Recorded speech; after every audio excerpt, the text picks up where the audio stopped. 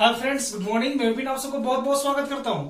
अब आप सबका जो प्रतीक्षा था, वेट कर रहे थे, वो खत्म हो गया और आज से अब आप सबको रेगुलर कंटिन्यू मैथ्स का वीडियो भी मिलेगा क्लास 12 का।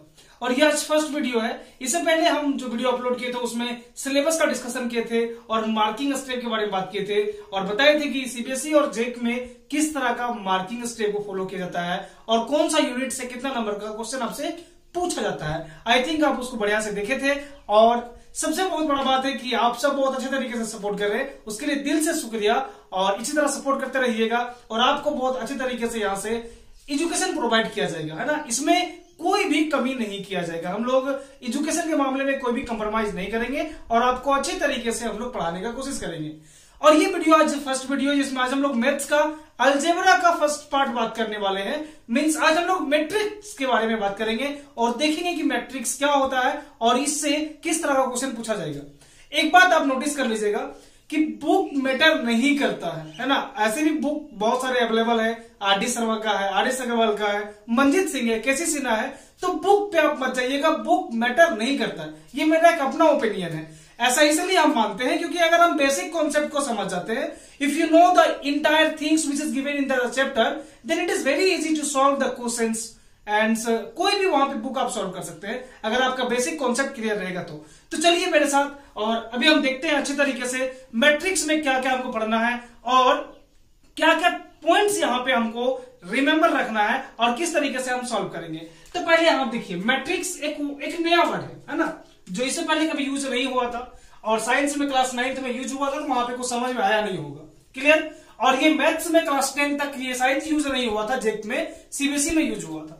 तो मैट्रिक्स कोई बड़ा चीज नहीं है, it is only a pattern of a number. ये एक नंबर का पैटर्न है, ये कोई बड़ा चीज नहीं होता है। तो है क्या, तो जब किसी नंबर्स को रोज एंड कॉलम्स में उसको अरेंज कर दिया जाता है तो एक रेक्टेंगुलर पैटर्न्स बनता है and that rectangular pattern is known as matrix. It is nothing else. ये कोई बड़ा चीज नहीं है और ये कोई नया चीज नहीं है। ये क्या है, तो नंबर्स ऑफ पैटर्न्स का अरेंजमेंट है जो किस तरीके से किया जाता है, तो रोज एंड कॉलम्स में। तो रोज और कॉलम्स में जब हम नंबर्स को अरेंज करते हैं तो एक रेक्टेंगुलर फॉर्मेट तैयार होता है और उस पैटर्न को मैट्रिक्स कहा जाता है। देन सी हियर, ये एक जनरल प्रॉपर्टीज की अगर हम बात करें, देखिए मैट्रिक्स को दो तरीके से रिप्रेजेंट किया जाता है। पहला, ये इस तरीके के कॉलम्स के अंदर में रिप्रेजेंट किया जा सकता है और एक इस तरीके से रिप्रेजेंट किया जाता है। क्लियर। और जब हम इस तरीके से बात करेंगे तो ये अलजेब्रा का दूसरा जो पार्ट है, डिटर्मिनेंट्स, उसको रिप्रेजेंट किया जाता है। इसके बारे में हम लोग बात करेंगे बाद में जब हम डिटर्मिनेंट्स पढ़ेंगे तब। ठीक है। तो मैट्रिक्स को जनरली ये दो तरीके से, दो ब्रैकेट्स के अंदर में रिप्रेजेंट किया जाता है। अब देखिएगा यहाँ एक जरा, अगर हम बात करते हैं मैट्रिक्स का जनरल पैटर्न्स का, तो मैट्रिक्स का जनरल पैटर्न कुछ इस तरीके से होगा। देखिए, A1 है अगर, तो ये 1-2 रहेगा, ये 1-3 रहेगा। इस तरीके से ये रो में कुछ नंबर्स यहाँ पे लिखे रहेंगे, जो लास्ट तक यहाँ पे कुछ नंबर लिखे रहेंगे। क्लियर। फिर इस तरीके से यहाँ पे ये 2-1 रहेगा, ये 2-2 रहेगा, डॉट यहाँ तक रहेगा। इस तरीके से भी इधर भी बढ़ेगा, इधर भी बढ़ेगा, इधर भी बढ़ेगा और फिर ये नंबर्स ऐसे भी बढ़ता चला जाएगा और ये एक पैटर्न को फॉलो करेगा और ये एक पैटर्न बना लेगा and that pattern is known as matrix. और ये कुछ नहीं है और इसी पैटर्न के बारे में बात करना है कि ये पैटर्न कितने तरीके से हो सकता है, इस पैटर्न को हम लोग जोड़ेंगे कैसे, घटाएंगे कैसे, गुना कैसे करेंगे, कोई एलिमेंट को इसमें भागा करवाना हो कैसे भागा करेंगे। We have to know the properties of matrix. Clear. तो कोई बहुत बड़ा चीज नहीं है, थोड़ा ध्यान से आप देखिए और अच्छे तरीके से समझिए तो सारा बात आपका क्लियर हो जाएगा। क्लियर है। देखिए, ये जो पैटर्न लिखा रहता है वो कुछ इस तरीके से लिखा रहता है। देखिए, AIJ यहाँ है, AIJ मतलब कहने का मतलब है कि यहाँ पे जो नंबर लिखा रहता है वो AIJ के फॉर्मेट में रहता है। IJ कहने का मतलब है कि वो दिखाता है रोज एंड कॉलम्स में उसका लोकेशन कहां पे होता है, वो परफेक्ट प्लेस कहां पे है और किस नंबर के बारे में हम लोग बात करने वाले। जैसे सपोज यहाँ पे ध्यान दीजिएगा एक जरा कि हम लिखते हैं 1 2 3, दिस इज 4 5 एंड 6, ऐसा लिखे। तो अगर हम बोलते हैं कि 2 किस प्लेस पे है, तो जनरली अगर 2 का प्लेस के बारे में बात करेंगे तो लिखेंगे A1 2 इक्वल्स 2। ये 1-2 जो है वो दूसरा मींस 2 वहां पे एग्जिस्ट करता है। अगर इसके बारे में बात करेंगे तो ये दिखाता है ये 1-3 इक्वल्स कितना हो गया 3। तो यहाँ पे क्या शो करता है, ये शो करता है जो हम फर्स्ट में बात कर रहे हैं, it's represent the rows and it's represent the columns of the matrix, है ना। तो ये बताता है कि फर्स्ट रो का तीसरा कॉलम का एलिमेंट 3 है। ये बताता है फर्स्ट रो का दूसरा कॉलम का एलिमेंट 2 है। इस तरह अगर हम इसमें बात करेंगे तो भी सेम तरीके से बात करेंगे। फिर इसका अगर हम बात करेंगे, देखिए अगर हम इसका बात करते हैं करेंगे a 2 1 = 4। ये क्या बताता है? ये बताता है सेकेंड रो का फर्स्ट कॉलम में 4 एलिमेंट है, मींस 4 है वहां पे। इस तरह अगर हम बात करेंगे ये 2 2, इसका मतलब क्या होता है? इसका मतलब होता है कि सेकेंड रो का सेकेंड कॉलम में कौन सा एलिमेंट है? तो 5 है। इस तरह अगर हम यहां बात करें 6 का, तो 6 का नाम होगा A 2 3 A 2 3। तो A 2 3 जो वहां पे लिखा रहेगा ये रिप्रेजेंट करता है कि सेकेंड रो का थर्ड कॉलम में 6 लिखा हुआ है या 6 वहां पे है। ओके, तो थोड़ा ध्यान दीजिएगा कि इसका जो जनरल पैटर्न होता है वो AIJ को फॉलो करता है। Clear? AIJ is the general pattern of matrix and इसका यूज करके हम लोग मैट्रिक्स का फॉर्मेशन करते हैं। तो फॉर्म करने के बाद कितने मैट्रिक्स यहां पे बन सकते हैं ये थोड़ा ध्यान दीजिए। तो देयर आर अप्रोक्स 10 मैट्रिक्स, 10 प्रकार के मैट्रिक्स होते हैं। तो देखिए पहला क्या है, देखिए row matrix. What is the meaning of row matrix? थोड़ा यहां ध्यान दीजिएगा, है ना। ये बहुत इजी है। अगर ये 10 का 10 आपको अच्छे तरीके से समझ में आ जा रहा है तो आई थिंक कोई भी टेक्स्ट बुक आप आराम से इजी तरीके से सॉल्व कर सकते हैं। First row matrix. तो रो मैट्रिक्स का मतलब क्या हुआ? तो the types of the matrix which consist only row, है ना, जो केवल और केवल रो होगा, उसमें केवल और केवल रोज होगा, कॉलम्स नहीं होगा, तो उसको हम बोलेंगे रोज मैट्रिक्स। तो इसका एग्जांपल में आप खुद से भी लिख सकते हैं। जैसे एक हम यहां पे लेते हैं 1 2 3, ठीक है। तो 1 2 3 is a row matrix. Clear? तो इसको कैसे रिप्रेजेंट करेंगे? अब यहां थोड़ा देखिएगा ध्यान से, ये कैसे रिप्रेजेंट करता है। अब देखिए आपको हम बताए अभी कि m क्रॉस n के रूप में लिखा रहता है। m क्रॉस n के रूप में लिखा रहता है। तो m क्रॉस n कहने का मतलब है कि इतना रोज और इतना कॉलम्स होगा। क्लियर है? इतना रोज और इतना कॉलम्स रहेगा। तो ये जो मैट्रिक्स होता है जिसमें हम लोग रो मैट्रिक्स का बात करते हैं, इट्स 1 क्रॉस 3। 1 क्रॉस 3 कहने का मतलब क्या हुआ? इसका मतलब होता है कि there are 1 rows and 3 columns. These are the columns of the matrix and these are the rows of the matrix. जिसमें केवल एक ही रोज है, एक ही लाइन में केवल लिखा हुआ, ठीक है। कॉलम बोले तो उसमें 3 है जो कि एलिमेंट्स आगे नहीं है। अगर हम दूसरा बात करते हैं कॉलम्स मैट्रिक्स, तो what is the meaning of column matrix? तो ये भी बहुत ही सिंपल है और बहुत ही इजी है। इसका मतलब ये होता है कि the types of the matrix which have only column, मतलब जिसमें कॉलम्स केवल रहेगा उसको बोलेंगे कॉलम मैट्रिक्स। तो वो कुछ इस तरीके से रहेगा 1 2 एंड 3, ठीक है। उसके बाद जो है वो है रेक्टेंगुलर मैट्रिक्स। रेक्टेंगुलर मैट्रिक्स तो ये कुछ नहीं है। रेक्टेंगुलर मैट्रिक्स को उतना मींस ज्यादा रटने का जरूरत एकदम नहीं है। रेक्टेंगल का प्रॉपर्टीज आपको पता है, जिसमें एल और बी होता है, लेंथ और ब्रेथ होता है। तो सेम पैटर्न में अगर यहाँ पे कोई मैट्रिक्स फॉलो करेगा then that is the rectangular matrix. कहने का मतलब ये हुआ कि देखिए अगर रहेगा 1 2 एंड 3, फिर रहेगा 4 5 and 6, then this is called the rectangular matrix. तो अब ये केवल ऐसा ही नहीं, ये ऐसे भी हो सकता है 1 2 3 4 5 and 6। These are the rectangular matrix। Clear? ये भी रहेगा रेक्टेंगुलर मैट्रिक्स और ये भी रेक्टेंगुलर मैट्रिक्स है। सही से रहिए क्योंकि ये भी रेक्टेंगल के रूप में है और ये भी रेक्टेंगल के रूप में है। अब हम लोग बात करते हैं स्क्वायर मैट्रिक्स। अब आपको पता लग गया होगा कि स्क्वायर मैट्रिक्स क्या होता है। स्क्वायर मैट्रिक्स आने का मतलब ये हुआ कि जिस मैट्रिक्स का रोज एंड कॉलम्स दूसरे मैट्रिक्स के रोज एंड कॉलम्स के बराबर हो, मतलब कोई ऐसा मैट्रिक्स जिसका रोज और कॉलम्स आपस में बराबर हो, तो उसको हम बोलेंगे square matrix. It is also very simple. ये भी बहुत सिंपल है। देखिए अब यहां ध्यान दीजिएगा, इसका अगर 1 2 और 3 है, 4 5 6 है, फिर 7 8 और 9 है। तो यहां देखिए ये भी 3 और ये भी 3 मीन्स 3 क्रॉस 3 के फॉर्मेट में मैट्रिक्स लिखा हुआ है। जब 3 क्रॉस 3 के फॉर्मेट में मैट्रिक्स लिखा रहेगा then this type of matrix is known as square matrix. Square का मतलब क्या? जिसका साइड आपस में बराबर होता है, तो वो स्क्वायर मैट्रिक्स कहलाता है। सिंपल मीनिंग में अगर हम देखें तो जो m क्रॉस m के फॉर्मेट में लिखा रहेगा उस मैट्रिक्स का नाम होगा square matrix. It is very easy and very simple. The next is the diagonal matrix. देखिए अब चलिए देखते हैं डायगोनल मैट्रिक्स। तो डायगोनल मैट्रिक्स का मतलब क्या होगा? तो ये भी बहुत ही इजी है। जैसे आप नाम से भी पता लगा सकते हैं कि डायगोनल कहने का मतलब होता है, आपको पता होना चाहिए क्वाड्रिलेटरल में, तो ये वाला साइड डायगोनल कहलाता है। क्लियर? तो डायगोनल मैट्रिक्स का मतलब क्या होता है?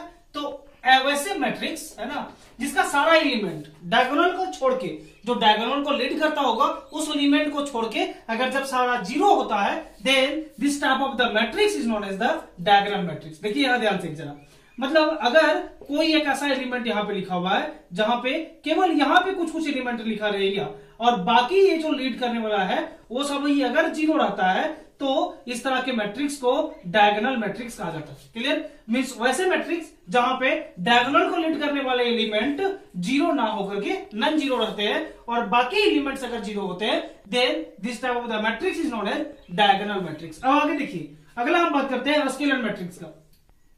तो स्केलर मैट्रिक्स तो बड़ा मैट्रिक्स नहीं है और कोई नया नहीं है। अगर आप डायगोनल्स को जानते हैं तो स्केलर भी आपके लिए बहुत इजी हो जाएगा।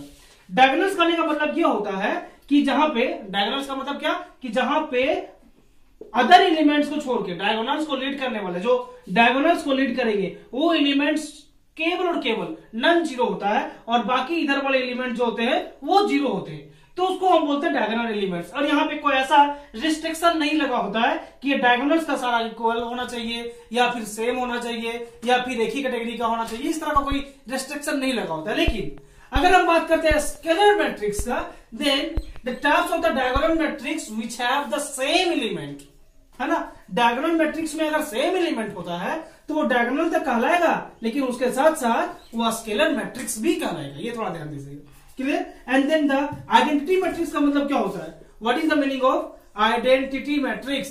तो आइडेंटिटी कहने का मतलब क्या हुआ? तो आपको पहले से पता है ना, जिसका हम लोग अगर गुना में बात करें तो 1 into 2 and 2 into 1 it's a identity matrix, है ना, ये एक आइडेंटिटी होता है। तो आइडेंटिटी कहने का मतलब जहां पे केवल और केवल 1 लीड करता होगा, मींस ऐसे मैट्रिक्स जिसके डायगोनल में केवल और केवल 1 होते हैं, तो उस मैट्रिक्स को हम बोलते हैं identity matrix. It's can be non diagonal matrix. ये आइडेंटिटी जो मैट्रिक्स है वो नॉन डायगोनल मैट्रिक्स भी हो सकता है। जैसे कहने का मतलब ये हुआ कि अगर यहां पे 0 मीन्स 1 0 एंड देन 1 एंड 0, तो ये अगर ये लिखा जाए तो ये भी एक आइडेंटिटी मैट्रिक्स है। क्लियर? इस तरह का और भी मैट्रिक्स जहां पे केवल बीच में जो डायगोनल होता है वो केवल 1 1 1 हो and rest element are 0, then it is known as identity matrix. Clear? अब हम लोग बात करते हैं ट्रायंगुलर मैट्रिक्स। थोड़ा ध्यान दीजिएगा, ट्रायंगुलर मैट्रिक्स बहुत ही सिंपल, बहुत ही इजी है। तो ट्रायंगुलर मैट्रिक्स करने का मतलब क्या होता है, थोड़ा ध्यान दीजिएगा एक जरा, ठीक है? और यहाँ थोड़ा जरा देखिए, यहां ध्यान दीजिएगा, हमें कुछ मैट्रिक्स यहाँ पे भी बना रहे हैं, ठीक है? थोड़ा अच्छे तरीके से आप देखिएगा एक जरा। Clear? These are the matrix. ठीक, अब देखिए ये जो यहाँ पे लीड करता है ये इसका डायगोनल्स है। डायगोनल्स के ऊपर में भी कुछ पार्ट है और डायगोनल के नीचे भी कुछ पार्ट है। क्लियर? अब थोड़ा ध्यान दीजिए, यहाँ पे अगर ये तीनों एलिमेंट्स को हम जीरो कर देते हैं, है ना, हम तीनों एलिमेंट को क्या कर दिए, अभी जीरो कर दिए, तो जब डायगोनल के नीचे तीनों एलिमेंट अगर जीरो हो जाता है और ऊपर में केवल और केवल नॉन जीरो एलिमेंट बचे रहते हैं, then this type of the matrix is known as triangular matrix. तो ट्रायंगुलर मैट्रिक्स दो प्रकार का होता है। कौन कौन सा होता है? तो upper triangular matrix and the second one is known as lower triangular matrix. तो अपर ट्रायंगुलर मैट्रिक्स माने क्या हुआ? तो डायगोनल के ऊपर में अगर नॉन जीरो एलिमेंट होते हैं then it is known as upper triangular matrix. It's known as upper triangular matrix. And if the non zero element lies below the diagonal, diagonal के नीचे लाई करता है, then it is known as lower triangular matrix. It is very simple, it is very easy. Triangular matrix करने का मतलब होता है कि जब एलिमेंट्स जो नॉन जीरो एलिमेंट्स होते हैं, डायगोनल्स के एक पार्ट्स में जो होते हैं वो नॉन जीरो एलिमेंट्स होते हैं और सेकंड पार्ट्स उनके जो लोअर पार्ट्स होते हैं वहां पे क्या होता है, तो जीरो एलिमेंट्स होते हैं, then this type of the matrix is known as triangular matrix. It is very easy and very simple. Next बात करते हैं नल मैट्रिक्स। तो नल मैट्रिक्स का मतलब क्या होता है? तो जिसका मैट्रिक्स का सभी elements, if the all elements of the matrix is equal to zero, then this matrix is known as null matrix. अब देखो नल मैट्रिक्स करने का मतलब क्या हुआ? तो जिस मैट्रिक्स का सारा एलिमेंट जीरो होता है, then it is known as null matrix. ये बहुत सिंपल है। सारा एलिमेंट अगर जीरो होगा तो उस मैट्रिक्स को बोलेंगे नल मैट्रिक्स। अब ध्यान दीजिएगा, उसके बाद है transpose of matrix. Transpose of matrix करने का मतलब क्या होगा? It is also very easy. इसके बारे में थोड़ा हम लोग को डिटेल में पढ़ना है तो हम लोग आगे बात करेंगे, ठीक है। हम लोग जब इसका चैप्टर का सॉल्यूशन करेंगे, है ना, जब हम लोग क्वेश्चन बनाएंगे तो हम लोग डिटेल से सारे के बारे में बढ़िया से बात करेंगे, इसलिए आप घबराइएगा नहीं और आपको और भी ज्यादा क्लैरिफिकेशन वहां पे मिल जाएगा और भी अच्छे तरीके से आप समझ पाइएगा। ट्रांसपोज ऑफ मैट्रिक्स करने का मतलब होता है, suppose if A is matrix is given है which is m cross n, ठीक है, m क्रॉस n के फॉर्मेट में लिखा हुआ है, कोई एक मैट्रिक्स m क्रॉस n के फॉर्मेट में लिखा हुआ, suppose it is 3 cross 2, 3 cross 2, 3 cross 2 column वाला मैट्रिक्स यहां पे आपको दिया हुआ। Then if you change their orders, this is the order of the matrix, clear. m cross n जो होता है वो ऑर्डर ऑफ द मैट्रिक्स होता है। अगर इस ऑर्डर को हम लोग चेंज करके लिखेंगे सेम एलिमेंट के साथ में, then this type of the matrix is known as transpose of matrix. जैसे अगर सपोज यहां ध्यान दीजिएगा, यहां थोड़ा ध्यान दीजिएगा, है ना, और ये बहुत इजी है। There is the 4, 5 and 6, this is 1, 2 and 3.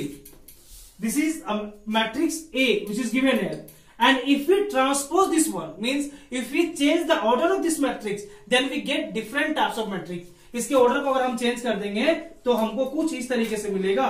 देखिए इसके ऑर्डर को चेंज करने का मतलब क्या हुआ, तो यहाँ पे 4, 5, 6 लिखा हुआ है, 1, 2, 3 लिखा हुआ है, right, 1, 2, 3 and 4, 5, 6, these are the same elements. Element में कोई कमी नहीं है, एलिमेंट एकदम जैसा है वैसा ही है, but the order is going to change. If the order is going to change then it is known as transpose of a matrix. ये जो है ये ए मैट्रिक्स का ट्रांसपोज है। It is very simple and it is very easy. तो ये 10 थे जो टाइप्स ऑफ मैट्रिक्स है। अब आपको बात करना है यहाँ पे, देखिए थोड़ा जरा हम लोग यहाँ पे कौन कौन से प्रॉपर्टीज को फॉलो करेंगे, ठीक है। तो आपको भी हम बता रहे हैं कुछ, उसके बाद हम लोग कुछ क्वेश्चन को भी सॉल्व करेंगे आरटी शर्मा टेक्स्ट बुक का, ठीक है। अब थोड़ा यहाँ ध्यान दीजिए, ये रहा प्रॉपर्टीज ऑफ मैट्रिक्स। एंड हम लोग इक्वालिटी की अगर बात करते हैं, इक्वालिटी के बारे में बात करते हैं, इक्वल के बारे में बात करते हैं, मीन्स ए मैट्रिक्स को अगर बी के बराबर दिखाना हो, if A is a matrix and B is B matrix, then ये दोनों आपस में इक्वल कब होते हैं।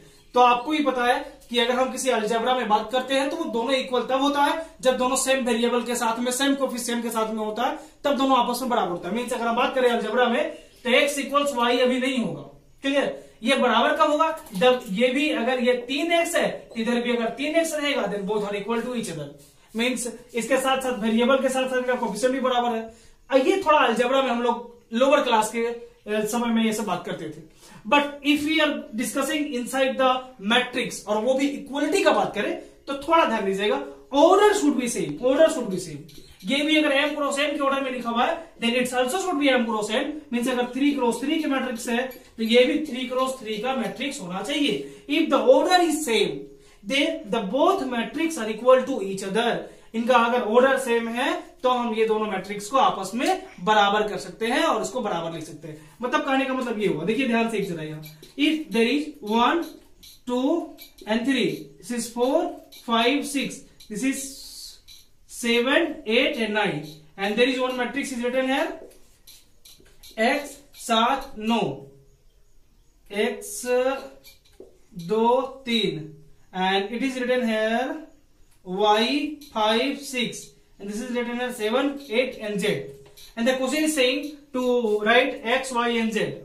तो थोड़ा ध्यान दीजिए, ये बहुत ही सिंपल है, ये दोनों आपस में बराबर है। कैसे, क्योंकि इनका ऑर्डर आपस में बराबर दिया हुआ है, दोनों मैट्रिक्स आपस में बराबर है, तो इनका ऑर्डर बराबर होना चाहिए। जब इनका ऑर्डर बराबर होगा और इनके एलिमेंट्स का जो ए आई जे है वो अगर बराबर होगा then we can compare with that the elements. मतलब इनका ए आई जे इनका ए आई जे के बराबर होगा, इसका ए मींस A11 इसका A11 के बराबर होगा, इसका A12 इसका A12 के बराबर होगा, इसका A13 इसका A13 के बराबर होगा, इसका A21 इसका A21 के बराबर होगा। It is very easy, very simple. जिस तरह हम लोग इक्वेशन में LHS और RHS को कंपेयर करते थे तो सेम मैनर में यहाँ पे भी आपको कंपेरिजन करना है और उसके बाद इसके एलिमेंट्स को क्या करना है, बराबर दिखा के वहां पे लिखना वैल्यू। जैसे यहाँ पे देखिए, अगर ये x है तो यहाँ पे x इक्वल्स 1 हो जाएगा, if it is y then y equals 4 हो जाएगा, if it is z then z equals 9 हो जाएगा। It is very easy and very simple, है ना, और कोई ज्यादा बड़ा इसमें नहीं है। अब थोड़ा ध्यान दीजिएगा एक जरा, ठीक है।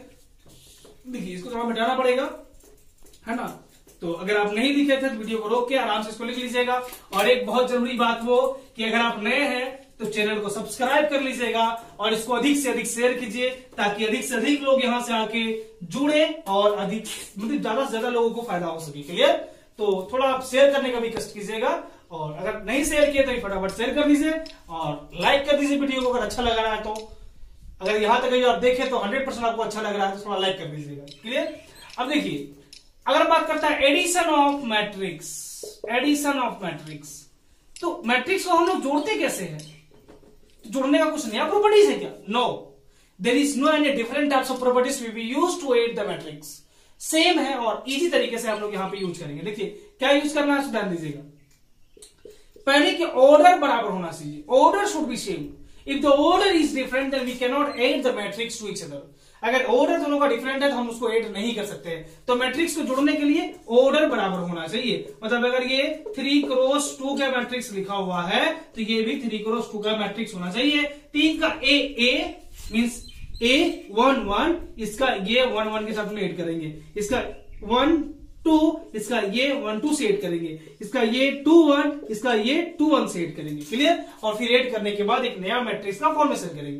तो इसी तरह हम लोग को सब्ट्रैक्शन में भी यूज करना है, मींस उनका ऑर्डर बराबर होना चाहिए and then we have to subtract A11 with A11, ये 12 विथ ये 12। क्लियर है? तो ये 2-3 प्रॉपर्टीज है जहां पे भी हम लोग बात की है एडिशन का और सब्ट्रैक्शन का।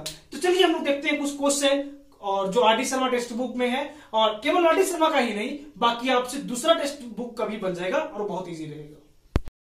अब चलिए बात करते हैं एक्सरसाइज 5.1 जो बहुत ही सिंपल और बहुत इजी तरीके से आपसे बनेगा। अब थोड़ा यहां देखना इसको है कि देखिए जो एक्सरसाइज यहां पे दिया हुआ है, आपका टेक्स्ट बुक अगर आप किसी से ना फॉलो करते हो तो वहां दूसरा होगा, लेकिन कॉन्सेप्ट तो एक होगा ना जी। कॉन्सेप्ट में तो कभी नहीं होगा, तो आप कॉन्सेप्ट जान के तो आप अपना एक्सरसाइज वहां पे बना सकते हैं। अगर कोई दूसरा बुक फॉलो कर रहा है तो वो भी आराम से बना सकता है। तो यहाँ पे बुक मैटर नहीं करता। देखिए यहाँ पे फर्स्ट क्वेश्चन क्या लिखा हुआ है, बोलता है if a matrix has 8 elements then what are the possible orders it can have. और दूसरा लिखा हुआ है what if it has 5 element. तो पहला बात करते हैं, इफ इट हैज 8 एलिमेंट्स। अगर इसमें 8 एलिमेंट्स होता है तो इसका पॉसिबल ऑर्डर क्या क्या हो सकता है, पॉसिबिलिटी क्या क्या है? तो ध्यान दीजिए, हम आपको बताए थे कि m क्रॉस n के नंबर में हम लिखते हैं m cross n is the order of the matrix and we have to arrange the 8 elements in m cross n।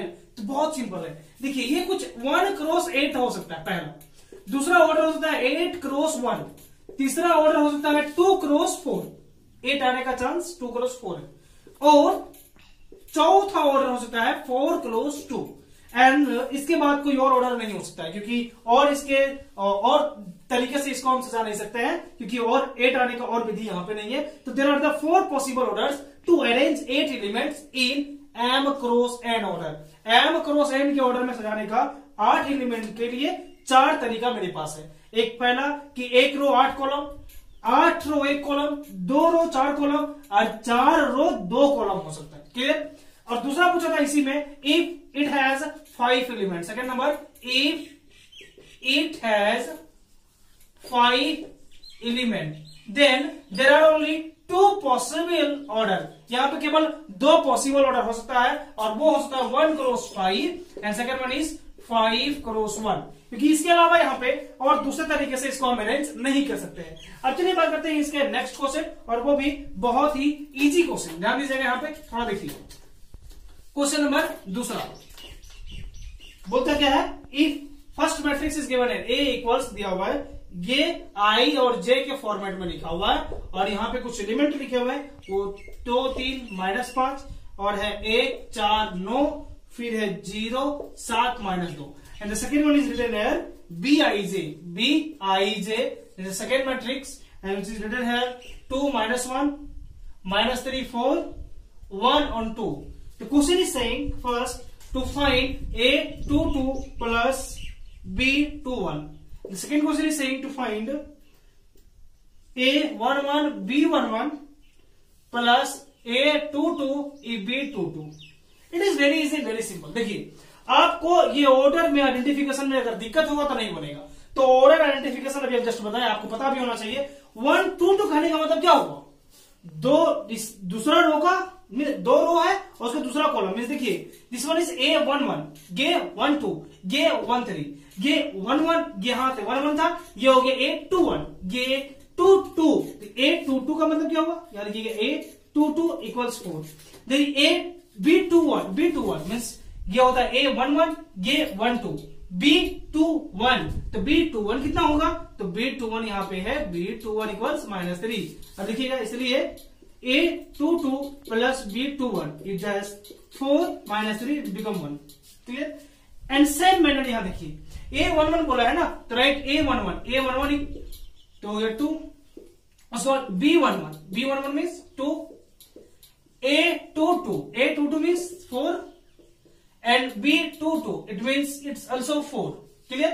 अब करना क्या है, तो बोलता है A 1 1 into B 1 1 plus A 2 2 into B 2 2, then put है 2 into 2 plus 4 into 4, it's become 4 plus 16 and it's become 20। It is very simple and it is very easy, बहुत simple है और बहुत इजी है। अब हम लोग बात करेंगे नेक्स्ट क्वेश्चन नंबर तीसरा। देखिए तीसरा भी बहुत इजी है, बहुत सिंपल, और आप इसको आराम से बना सकते हैं, है ना। इस एक्सरसाइज में सारा क्वेश्चन बहुत इजी है। इजी इसलिए लग रहा है क्योंकि आप इसका कॉन्सेप्ट जानते हैं, ठीक है। ये अगर आप कॉन्सेप्ट नहीं जानिएगा तो आपको बहुत ज्यादा ये टफ लगेगा। तीसरा बोलता है let A be a matrix of order 3 cross 4 if R1 denotes the first row of A and G2 denotes its second column, then determine the order of matrix R1 and C2। It is very easy and very simple. यहाँ पे बोला क्या है आपसे कि एक कोई एक मैट्रिक्स है जो 3 क्रॉस 4 के ऑर्डर में लिखा हुआ है।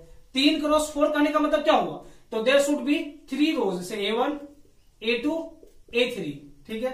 फिर लिखा A21 A22 A23, क्लियर। अब 4 इज रिटन है तो यहां बढ़ा दीजिए, है ना। तो A14 A24 and one thing here A31 A32 A33 A34, clear. ये एक मैट्रिक्स दिया हुआ था 3 क्रॉस 4। अब आपसे बोलता है R1 denotes the first row of A, R1 denotes the first row of A। R1 जो है इसके फर्स्ट रो को डिनोट करता है, इसके फर्स्ट रो को डिनोट करता है, मतलब A11 A12 ये 13 ये 14। And the question is saying G2 denotes its second column। G2 जो G2 है वो इसके सेकेंड कॉलम को डिनोट करता है। सेकेंड कॉलम कहने का मतलब ये वाला डिनोट करता है, मीन्स ये 1 2 ये 2 2 और फिर डिनोट करता है इसका क्या, तो A23 एंड ये 2 4। And the question is saying 2, यहां पे आपसे पूछ रहा है कि इसका पॉसिबल ऑर्डर क्या हो सकता है R1 और G1 का। तो थोड़ा ध्यान दीजिए, यहां पे 1 2 3 4 है, क्लियर। और इसमें भी कितना है, तो 1 2 3 4, ठीक है। इसमें भी 4 एलिमेंट ऊपर में दिया हुआ था और नीचे में भी 4 एलिमेंट यहाँ पे दिया हुआ है। और आपसे पूछा क्या है, नहीं only there are 3 elements of given है, because there is 1 2 and there is 1 2 2 means A 3 2, okay. तो इसको लिखने का कितना ऑर्डर हो सकता है, तो इसको लिखने का ऑर्डर हो सकता है 1 क्रॉस 4, और इसको लिखने का कितना ऑर्डर हो सकता है, तो इसको लिखने का हो सकता है 3 क्रॉस 1, है ना। और it is very simple and it is very easy. अब हम लोग बात करेंगे नेक्स्ट क्वेश्चन, और वो है क्वेश्चन नंबर 4। अब देखिए क्वेश्चन नंबर 4 क्या होता है। 4 नंबर क्वेश्चन भी बहुत इजी है, अगर एक इसमें समझ गए तो आपसे सारा बन जाएगा और एग्जाम में आपको कोई परेशानी और दिक्कत नहीं होगा। देखिए क्वेश्चन नंबर 4 बोलता है कि construct a 2 cross 3 matrix whose elements Aij are given here, Aij are given here, है ना, given by। पहला बोलता है इसमें Aij इक्वल्स I इंटू जे। थोड़ा देखिएगा, ये कुछ यहां पे हम लोग को टर्म्स दिया रहता है, कंडीशन दिया हुआ है। 2 क्रॉस 3 मैट्रिक्स को कंस्ट्रक्ट करना, तो let 2 cross 3 matrix is, suppose 2 cross 3 matrix बोला है ना, तो कुछ ऐसे होना चाहिए मैट्रिक्स, ये 1 1 ये 1 2 ये 1 3 ये 2 1 ये 2 2 ये 2 3। आपको पहले वो प्रॉपर प्लेस पता होना चाहिए कि हम लोग एलिमेंट कहां कहां प्लेस करने वाले हैं। तो फर्स्ट A11 ये 1 2 ये 1 3 ये 2 1 ये 2 2 ये 2 3, और ये जो ऑर्डर है ये I इंटू जे को फॉलो कर रहा है। Then it is very simple, C 1 ये 1 1 it should be 1 into 1 it's become 1, ये 1 2 इट्स 1 इंटू 2 इट्स बिकम 2, ये 1 3 it's become 1 into 3 it's become 3। Then write ये 2 1 it's become 2 into 1 it's become 2, ये 2 2 it's become 2 into 2 it's become 4, a 2 3 it's become 2 into 3 it's become 6। तो ये मेरा element पता लग गया कि ये a1 1 में 1 होगा, ये 1 2 में 2 होगा, ये 1 3 में 3 होगा। Then write the matrix, hence the matrix equals, hence matrix क्या होगा मैट्रिक्स में? तो बहुत सिंपल, ये 1 1 क्या था 1, then 2, then 3, and here ये 2 1 is 2, 4 and 6। हो गया, मैट्रिक्स निकल गया, बहुत इजी था। ऐसी में दूसरा बोला था, second one is aij equals 2i minus j, 2i minus j। It is also very easy, बहुत सिंपल है, कुछ नहीं करना है। देखिए ध्यान से यहाँ क्या करना है। सो हम लोगों को बोला क्या है कि एक मैट्रिक्स यहाँ पे कंस्ट्रक्ट कीजिए, उनका ऑर्डर 2 क्रॉस 3 होना चाहिए, ठीक है। तो ये हम इसको मिटा देते हैं, ठीक है, इसको यही मिटा देते हैं, ठीक है। इसी में हम लोग बात कर लेंगे उसका भी, ठीक है। अगर ये नहीं लिखे थे आप थोड़ा वीडियो रोक के लिख लीजिएगा। देखिए इसी में हम लोग दूसरा का देख लेते हैं, दूसरा सोल्यूशन देखिए, इसी का दूसरा सोल्यूशन जिसमें बोला क्या 2i माइनस जे होना चाहिए, 2i माइनस जे होना चाहिए, ठीक है। दूसरा में तो 2i माइनस जे क्या है, एक हम लोग को सफिशिएंट कंडीशन दिया हुआ है एलिमेंट्स के मींस एलिमेंट्स को लिखने का। तो aij अगर हम फॉलो करते हैं 2i माइनस जे को, तो यहां पे ध्यान दीजिए क्या होगा, this one is 2 into 1 minus j means 1, it's become 1। ये a 1 2 मतलब i की जगह 1 और j की जगह में 2 है, तो क्या होगा 2 into 1 माइनस 2 इट्स बिकम 0, ठीक है। a 1 3 i की जगह में 1 और j की जगह में 3 है, तो 2 into 1 minus 3 it's become minus 1। कोई दिक्कत नहीं, जैसे बोला है उस ऑर्डर में सेट कीजिए, निकाल लीजिए। It is a 2 1, it's i equals 2 and j equals 1, तो क्या होगा i 2i माइनस j है, तो 2 into 2 minus 1 it's become 3, it's become 2 into 2 minus 2 it's become 4 minus 2 it's 2 into 2 minus 3 it's become 1। बहुत इजी है। अब यहां पे क्या लिखिएगा, हैंस मैट्रिक्स क्या होना चाहिए, तो मैट्रिक्स होना चाहिए 1 0 माइनस 1 3 2 एंड 1।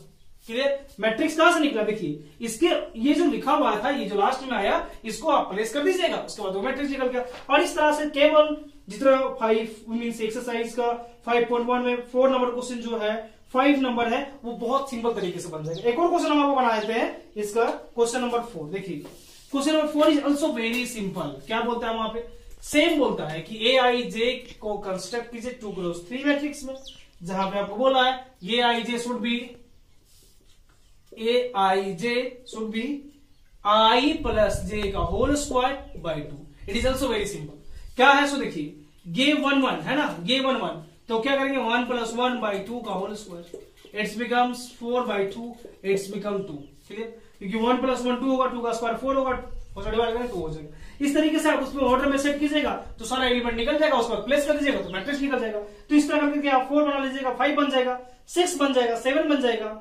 उसके बाद बात करते हैं 8। 8 इज ऑल्सो वेरी इजी। देखिए क्या बोलता है, अभी बात करते हैं find x y z, x y a and b if दो मैट्रिक्स दिया हुआ है, दोनों मैट्रिक्स आपस में बराबर दिए हुए हैं। आपसे पूछा गया है कि निकालिए एक्स वाई का वैल्यू कितना होगा। ध्यान दीजिए question number 8, it is 3x plus 4y and it is here 2 and here x minus 2y, here a plus b और यहाँ पे 2a minus b और यहाँ पे लिखा हुआ है -1 और यहाँ पे है 2 2 4, इट इज 5 -5 -1। अभी आपको जस्ट हम समझाए थे कि दो मैट्रिक्स आपस में बराबर कब होता है, when the order are same, जब ऑर्डर बराबर होगा। तो यहाँ पे ऑर्डर बराबर है क्योंकि ये भी 2 क्रॉस 3 के ऑर्डर में लिखा हुआ है और वो भी 2 क्रॉस 3 के ऑर्डर में लिखा हुआ है। जब ऑर्डर दोनों का बराबर है तो मैट्रिक्स भी आपस में बराबर होगा, मतलब ये एलिमेंट इसका इसके बराबर होगा।